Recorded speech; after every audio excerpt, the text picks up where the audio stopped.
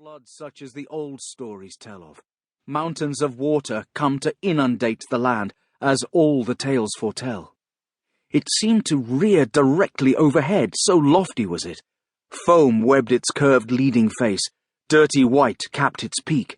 He could only gape upwards at its remorseless, fatal advance. "Run, littlins, run! The water comes to reclaim the land!" Approximately 400 years BW, before the wall. The Empty Isles. Timal pushed himself upright from the chilling surf and crouched, sword ready. He gazed uncomprehendingly around the surface of the darkening waters, wiping the cold spray from his face. Where have they gone? One moment he's fighting for his life, and the next the sea demons disappear, like the mist that preceded them. Weak coughing sounded from his flank. He slogged among the rocks to lift a soaked comrade, Arel, a distant cousin. Though almost faint with exhaustion, Timal dragged the man to shore. Survivors of his warband ran down to the surf to pull both to the reviving warmth of a great bonfire of driftwood. "What happened?" he stammered through chattering teeth. "They withdrew," answered Timal's older sword brother, Genelf. His tone conveyed his bewildered disbelief. Yet, why? They had us.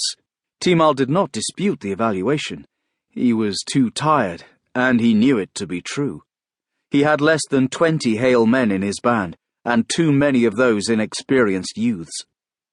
"They will return with the dawn to finish us," Genelf continued from across the fire. Timal held his old comrade's gaze through the leaping flames, and again said nothing.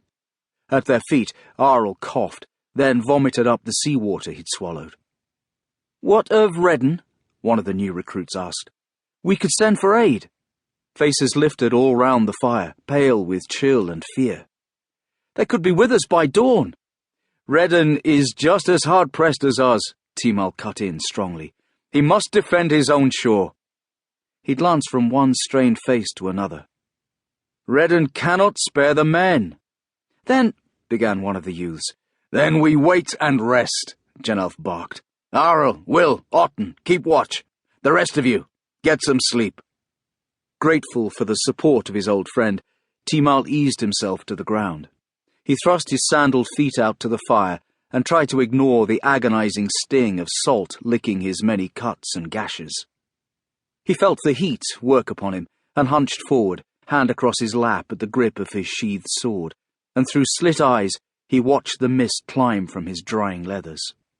He had no idea why the damned sea demon riders attacked. Despite them, it was an attractive land. The peninsulas and islands were rich and cultivable. It was ready to be wholly settled, but for a few ignorant native tribals.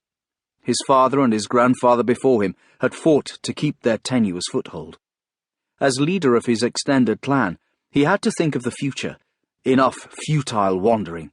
They would hang on to these islands and all the lands beyond. Dark Avalithal, with its haunted woods, had not suited, nor the savage coast of Dalhorn, nor the brooding isles of Malasa. Here flew their standard. Here his forebears burned their boats. He would not allow these riders to force them out. They had nowhere to go. Timal jerked awake, knocking aside Genelf's touch. It was almost dawn. An attack. He struggled up on legs, numb and stiff. His lieutenant's face held an unfamiliar expression. No. He lifted his chin to their rear, to where the grass-topped cliffs of the shore rose, to the meadows and forests and farmland beyond, all of which would soon be dead and withered should the sea demons be allowed to work their witchery unmolested. Everyone, Timal noted, stared inland, not out to sea where they should be keeping watch for the first pearl-like gleams of the rider's approach. "What is it?" Genelf did not answer, and it occurred to Timal that the strange expression on his friend's coarse, battle-hardened face might be awed wonder.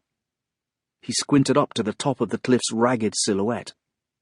A figure stood there, tall beneath dark clouds in the red gold of the coming dawn's light. The proportions of what he was seeing struck Timal as strange. Whoever that was, he or she must be a giant to rear